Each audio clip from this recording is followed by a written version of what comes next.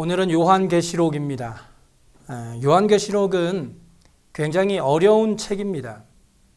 왜냐하면 이 다른 성경들은 예언의 말씀도 있지만 그 예언의 말씀이 모두 예수 그리스도를 가리키고 있기 때문에 이미 지난 일들이 되어버려서 우리가 성경을 읽고 해석하는데 크게 어려움은 없습니다.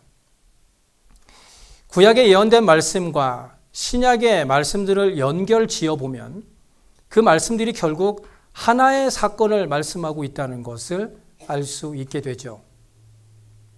그런데 신약 성경의 가장 마지막 성경인 이 요한계시록은 그렇지 않습니다. 66권의 성경 중에 유일하게 아직 이루어지지 않은 말씀이 바로 요한계시록이기 때문에 이 요한계시록의 말씀을 어떻게 해석하느냐에 따라서 그 말씀의 의미는 전혀 다른 뜻을 보이기 때문에 요한계시록이 어려운 것입니다.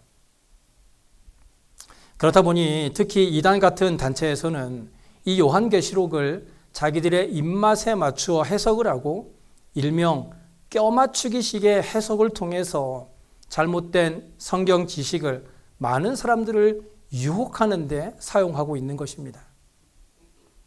그래서 우리가 요한계시록을 읽고 공부하려면 그것이 주는 문자적인 의미는 무엇인지 혹은 그 말씀의 비유적인 표현은 어떤 것인지에 대해서 정확하게 해석할 필요가 있습니다. 계시록의 해석은 표면상의 내용을 어느 정도를 문자적으로 보고 또 어느 정도를 상징적으로 보느냐 하는 문제에 달려 있다고 할 수 있습니다. 흔히 세대주의적 해석은 문자에 치중하는 해석을 세대주의적 해석이라고 하고요. 묵시적인 해석은 상징에 치중하는 해석을 묵시적 해석이라고 합니다. 최근에는 학자들 사이에서 계시록이 일종의 묵시문헌이라는 그 시각이 보편적으로 받아들여짐으로써 문자적인 해석에 비해서 상징적인 해석이 강조되고 있는 추세입니다. 유대인들은 바벨론 포로에서 귀환한 후에 과거의 우상 숭배를 청산하고 철저하게 율법을 지키는 삶을 살았다라고 자신들은 자부했어요. 그들은 율법을 제대로 지키지 못한 죄에 대한 그 벌을 우리는 바벨론에서 이미 다 받았고 이제 새로운 자세로 율법을 새롭게 준수하고 있으니 하나님의 약속대로 이 이스라엘 민족이 다시 번영해야 한다라고 생각했었습니다. 그런데 이 바벨론 세력 다음에는 헬라 세력이 등장하게 되었고 BC 63년에 폼페이가 팔레스틴 지역을 점령하게 되면서 유대 민족은 로마에 짓밟히게 되었던 겁니다. 이런 상황 속에서 권선징악이라는 즉 하나님 앞에 나는 착하고 성실하게 살았기 때문에 이제는 악한 자들이 벌을 받고 자신들은 복을 받아야 한다는 이런 율법적인 시각으로는 유대 민족이 외세에 짓밟히었던 것들을 도저히 설명할 방법이 없었던 겁니다. 내가 하나님 앞에 잘 살았는데 우리는 왜 또 이렇게 힘들어야 하는가 하는 것이죠. 그래서 내가 지금은 바르게 살아도 이렇게 고난을 당하고 있지만 지금 우리를 지배하고 있는 이 악한 세력이 완전히 멸망하고 하나님께서 우리를 완전히 구원하시는 새로운 세상이 반드시 올 것이다.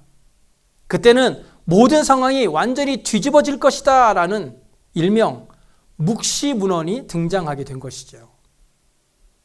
그래서 그들은 주 예수여 어서 오시옵소서라고 하는 요한계시록의 말씀을 늘 묵상하면서 당시에 그들이 당하고 있던 고난을 이길 힘을 바로 이 종말신앙에서 찾았던 것입니다.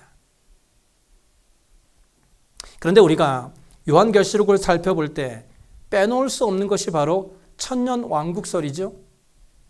즉 천년왕국은 언제 오는가 하는 것입니다.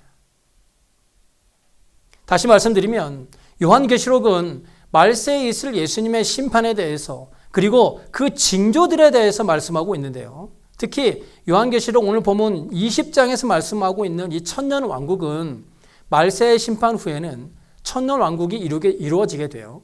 우리 주님과 영원한 시간 속에서 함께 천년 왕국을 누리게 된다라고 말하고 있어요.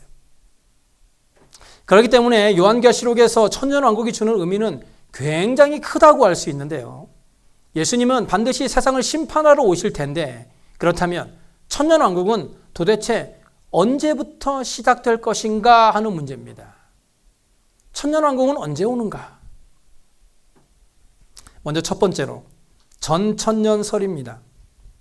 이 전천년설은 예수님이 재림하신 후에 천년 왕국이 임한다라는 주장입니다. 즉 예수님은 천년 왕국 이전에 오신다는 것이죠. 그래서 전천년설이라고 말합니다. 두 번째는 후천년설입니다. 이것은 예수님이 이 땅에 재림하시기 전에 이미 천년 왕국이 이루어지고 그 후에 예수님이 재림하신다라고 해서 후천년설. 예수님은 천년설 후에 오신다라는 의미죠. 마지막 세 번째는 약 2000년 전 예수님이 이 땅에 오실 때부터 재림 사이에 이미 천년 왕국이 임했으나 하나님의 천년 왕국은 아직 완성되지 않았다라고 주장하는 무천년설이 있습니다. 이 세 가지 천년설 중에 대부분은 후천년설은 타당하지 않다라고 생각합니다. 그래서 보통 전천년설이나 무천년설을 주장하거나 따르고 있죠. 그 중에서도 전천년설은 세대주의적인 전천년설과 역사적인 전천년설이 있는데요. 세대주의적인 전천년설은 예수님의 재림 이후에 이 세상에 문자 그대로 1000년 동안 이스라엘을 중심으로 메시아 왕국이 수립된다라는 주장입니다. 그런데 이 세대주의적인 전천년설은 계시록에는 여러분 읽어보셔서 알겠지만 숫자가 굉장히 많이 나오고 있는데요. 이 숫자에 대해서 제대로 설명하지 못한다라는 단점이 있습니다. 뿐만 아니라 구약의 성경과 이 제사 제도가 이 땅에 처음 오신 예수 그리스도를 통해서 단번에 그리고 완전히 성취되었다는 성경 자체 해석에 대해서 설명하지 못하는 단점이 있어요. 그래서 보통 세대주의적인 전천년설도 타당하지 않다라고 여기고 있고 대부분 역사적인 전천년설이나 무천년설을 따르고 있는 상황입니다. 요한계시록 20장 1절에서 3절을 한번 보실까요? 또 내가 보매 천사가 무저갱의 열쇠와 큰 쇠사슬을 그의 손에 가지고 하늘로부터 내려와서 용을 잡으니 곧 옛뱀이요 마귀요 사탄이라 잡아서 1000년 동안 결박하여 무저갱에 던져 넣어 잠그고 그 위에 임봉하여 1000년이 차도록 다시는 만국을 미혹하지 못하게 하였는데 그 후에는 반드시 잠깐 노일이라. 여기 보시면 천사가 사탄을 잡아 결박하여 무저갱에 넣어 던져서 잠그고 그 위에 임봉을 하여 1000년이 차도록 다시는 만국을 미혹하지 못하게 한다라고 말씀하죠. 이 말씀을 해석할 때 무천년설을 주장했던 윌칵이라는 사람은요. 예수 그리스도께서 초림하심으로써 이미 하나님 나라가 이 땅에 성취되었고 그것을 예언하는 것으로서 사탄을 잡아서 결박시켰다라고 주장했어요. 그런데 이 윌칵의 주장은 어딘가 맞지 않습니다.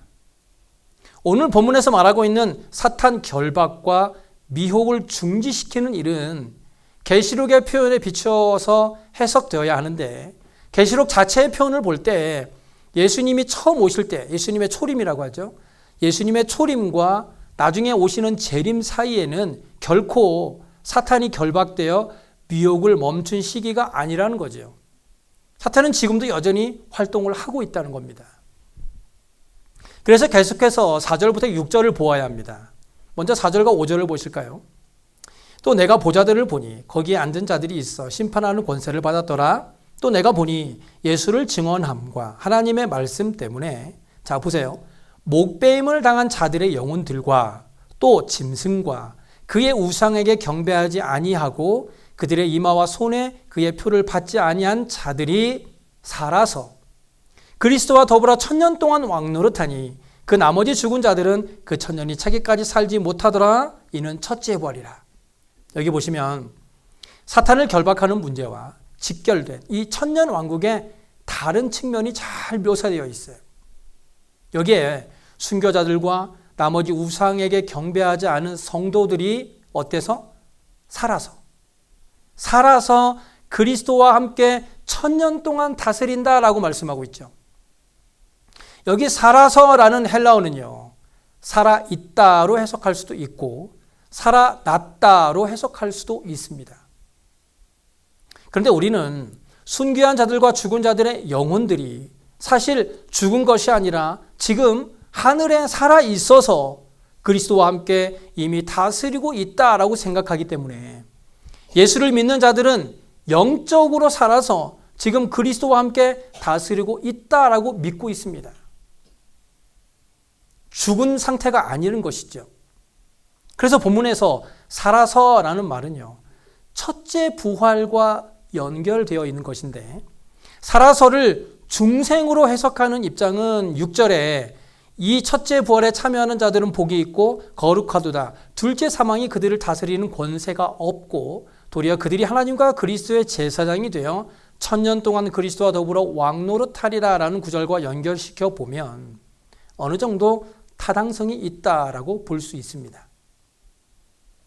왜냐하면요, 요한계시록 1장 5절과 5장 10절의 표현에 의하면 예수님 재림 이전의 성도들은 재림 이전에 이미 그리스도께서 자신의 피의 공로로 나라와 제사장을 삼은 자들이기 때문이에요. 이미 그렇게 삼았다는 거예요.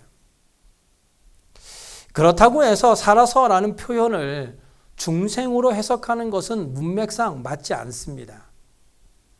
20장 5절을 보시면 그 나머지 죽은 자들은 그 1000년이 차기까지 살지 못하더라 라고 되어 있는데 그 나머지 죽은 자들이라고 할 때 죽은 자들은 그 앞에 4절에 나오는 죽은 자들을 가리키고 있기 때문이에요. 즉 지금 이 4절에 언급된 모든 사람들이 다 죽은 자들이라는 것이죠.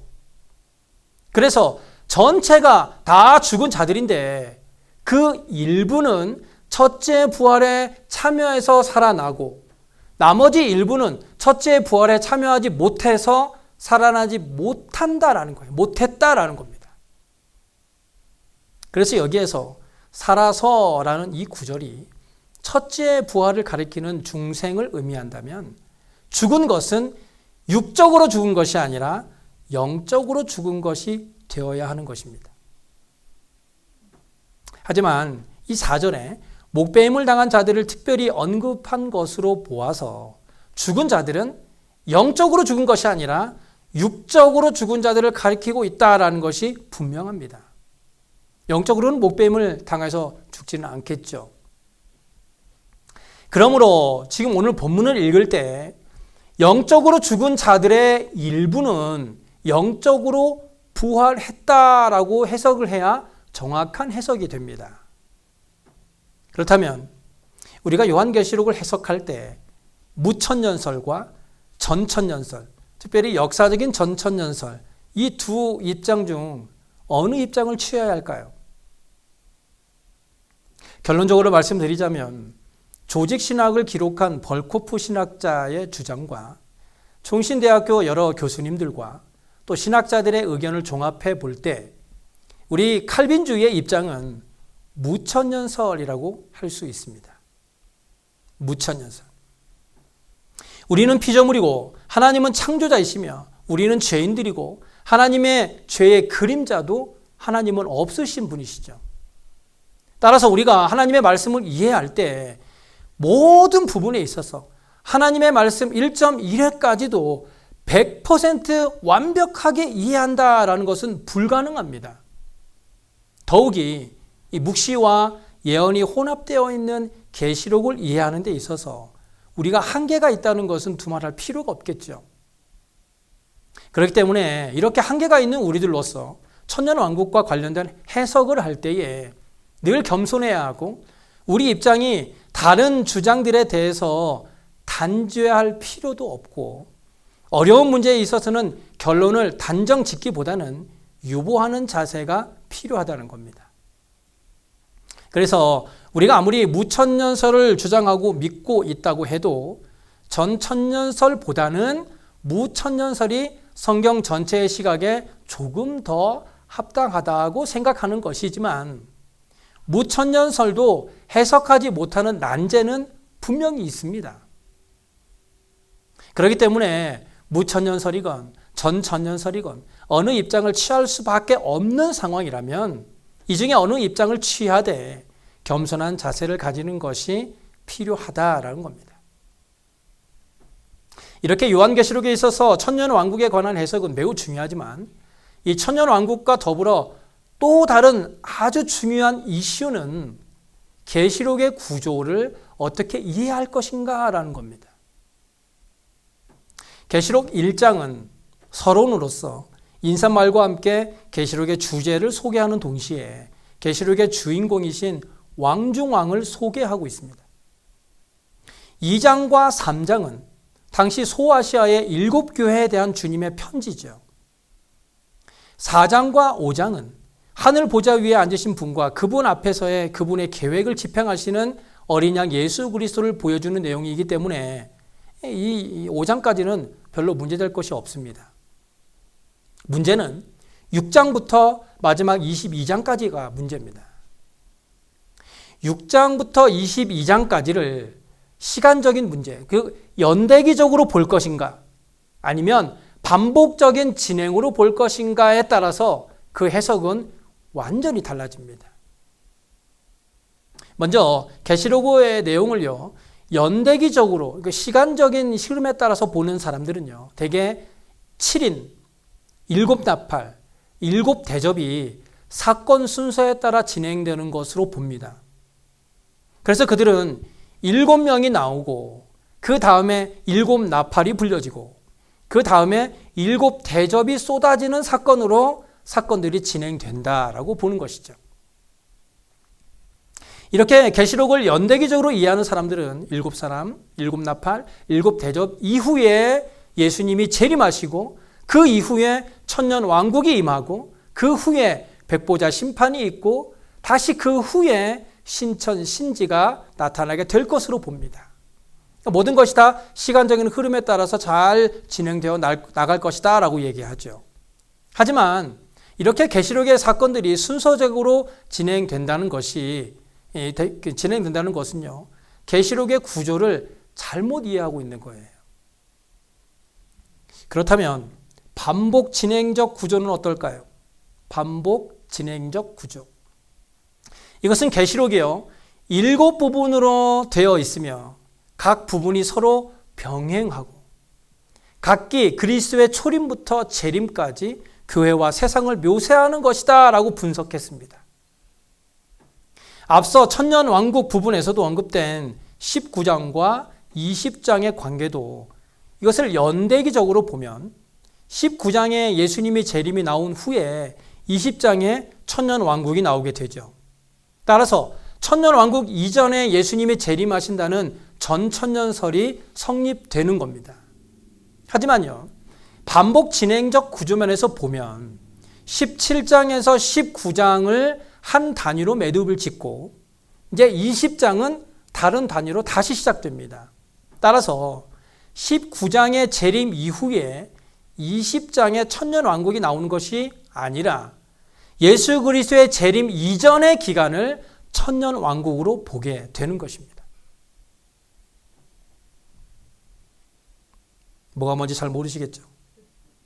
사실 제가 오늘 계시록에 대해서 굉장히 어려운 말로 여러분에게 말씀을 드렸지만 계시록은 한마디로요, 요한계시록 1장 3절에 말씀하고 있듯이 이 예언의 말씀을 읽는 자와 듣는 자와 그 가운데 기록한 것을 지키는 것으로 복을 받는 책이라고 할 수 있습니다. 그런데 이것을 해석하는 부분이 어렵기 때문에 쉽지 않은 책인 것은 분명합니다. 계시록은 지나치게 문자적으로 해석되어서도 안 되지만 묵시적인 요소가 있다고 해서 지나치게 상징적으로 해석해서도 안 됩니다. 그래서 계시록의 각 부분을 해석할 때에는 본문 문맥에서 상징적으로 해석할 수 있는 단서를 찾아서 해석하는 것이 가장 좋은 해석 방법이라고 할 수 있습니다. 이 천년왕국에 관해서는 천년왕국이 따로 있는 것이 아니라 예수님의 초림부터 재림까지의 이 교회 시대가 천년왕국 시대라는 입장이 가장 성경적이라고 할 수 있습니다. 하지만 아직 이런 무천년설도 단점을 가지고 있기 때문에 어느 한 입장만을 주장하거나 다른 입장을 단죄하지 않도록 주의해야 한다는 것이죠. 요즘은 색깔에 대해서 말하는 것이 조심스러운 시대가 되었죠. 그래서 요즘 사람들은요, 너무 희거나 너무 검은 것은 싫어한다고 그래요. 혹은 빨강이나 파랑이 좋다고 하면 싸움이 일어나기도 한다고 그러죠. 그래서 그 중간인 회색 지대를 안전하다라고 생각하면서 특정 색깔이 드러나는 것을 독단적이니 또는 비타협적이니 하면서 회피하는 추세입니다. 그러다 보니 교회에서도 소위 좋은 게 좋은 거지라는 식으로 가급적이면 따지지 않고 적당하게 이것저것을 다 포용하는 추세죠. 그래서 사람들만 많이 모이면 된다는 식으로 흘러가는 경우가 많습니다. 하지만 요한계시록은요, 회색지대가 없습니다. 천국과 지옥, 이 두 확실한 장소가 요한계시록을 대표하고 있고, 그렇다면 어떤 사람이 천국에 가고 어떤 사람이 지옥에 갈 것인가에 대해서 분명하게 말씀하고 있는 것이 바로 요한계시록이라고 할 수 있다는 것이죠. 사실 복음이라는 것은 복된 소식인데 이 복된 소식이 내용상으로 볼 때 좋은 소식도 있고 나쁜 소식도 있습니다. 이 복된 소식이 믿고 구원함을 얻는 사람들에게는 좋은 소식이 되겠지만 믿지 않는 자들에게는 그들을 심판하는 나쁜 소식이 될 수도 있는 것이죠. 그래서 요한계시록에서 계속해서 강조하고 있는 것은 영원한 복음은 하나님의 주권을 강조하므로 성도들에게는 큰 위안이 된다는 거예요. 하나님은 절대자이기 때문에 우리는 그분을 마땅히 경외하고 경배해야 합니다. 하나님의 심판은 문턱에 이미 이르렀기 때문에 이 영원한 복음은 처음에는 무기력한 듯 보여도 결국에는 하나님의 주권을 드러내어 그리스도의 이 적그리스도의 왕국으로 하여금 하나님의 진노의 심판을 받을 수밖에 없도록 하고 말 것이다라는 거예요. 그래서 하나님의 심판이란 주의 백성들이 이제 악으로부터 완전히 구원을 받고 하나님의 모든 약속들이 성도들에게 성취되는 것을 말하는 겁니다. 결국 하나님의 심판은 죄인들을 향한 것이지만 우리 믿는 자들에게는 영원한 하나님의 약속들이 온전히 다 성취되는 가장 복된 날이 되는 겁니다. 요한계시록 6장 17절에 이런 말씀이 있어요. 그들의 진노의 큰 날이 이르렀으니 누가 능히 서리요. 하나님의 심판이 임하는 그날에 그 심판을 온전히 받아야 하는 죄인들은 감히 설 사람이 없을 겁니다. 엎드려질 수밖에 없어요. 그런데 7장 14절에 보시면 내가 말하기를 내 주여 당신이 아시나이다 하니 그가 나에게 이르되 이는 큰 환난에서 나오는 자들인데 어린 양의 피에 그 옷을 씻어 희게 하였느니라. 여기 어린 양의 피에 그 옷을 씻어 희게 하였다라는 것은 회개를 말합니다. 즉 하나님 앞에 참으로 회개하고 죄를 버리며 주의 이름을 부르는 자가 어린 양의 피에 그 옷을 씻어 희게 한 사람인데 그렇게 회개한 사람이 구원함을 얻는다라는 겁니다. 계시록은 아직 끝나지 않은 사건들을 다루고 있습니다. 아직도 진행형이죠. 그 당시의 교회는 겉으로 보기에는 평온해 보이지만 요한의 시대 못지않게 고통과 핍박에 직면해 있었던 시대입니다. 당시에는 많은 어려움들이 성도들을 위협하고 교회를 공격해 왔습니다. 그래서 이곳저곳에서 여전히 어린 양의 증거와 하나님의 말씀 때문에 순교자들이 고귀한 피를 흘리던 때예요. 그런데 그렇다면 지금 우리가 살고 있는 이 시대는 어디쯤 와 있는 것일까요? 사실 우리는 그때를 궁금해할 필요가 없습니다.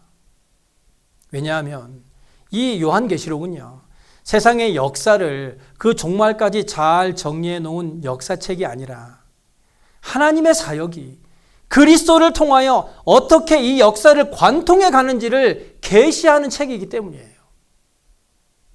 그래서 우리가 요한계시록을 통해서 깨달아야 하는 것은 계시록이 기록되던 시대의 그 상황이, 그 외부적인 모양은 조금 바뀌었다 할지라도 지금 우리 시대에도 여전히 계속되고 있다는 거예요. 그들도 그랬지만 우리도 여전히 예수님의 승천과 재림 사이의 기간을 살고 있습니다. 그래서 우리도 여전히 그리스도의 재림을 기다리며 복음의 승리를 신앙으로 체험하며 살아가고 있는 거예요. 중요한 것은 언제나 그리스도가 승리했다는 겁니다. 예수님이 처음 세상에 오셨을 때 사탄은 주님을 무너뜨리려고 시험하였지만 말씀으로 그를 물리쳤고, 당시 종교 지도자들은 예수님을 죽이면 모든 것이 끝나는 줄 알고 그를 십자가에 매달아 죽였지만 우리 주님은 다시 살아나셨습니다. 그렇게 우리 주님은 사탄도 세상도 이미 이겼습니다. 그리고 이제 이 세상을 심판하러 다시 세상에 오실 때 예수 그리스도를 믿는 모든 믿음의 성도들이 세상을 이기게 할 것입니다. 그리스도의 승리가 곧 우리의 승리가 될 것이라는 겁니다. 이것이 요한계시록에서 가장 중요한 깨달음입니다. 예수님은 이기셨고 그 예수님의 승리는 곧 우리의 승리가 될 거라는 거예요. 겉으로는 세상이 이기는 것처럼 보입니다. 우리가 열심히 교회에 다니고 말씀을 읽고 기도를 하지만 우리는 여전히 세상에 대해서 패배자와 같은 힘없는 삶을 살고 있습니다.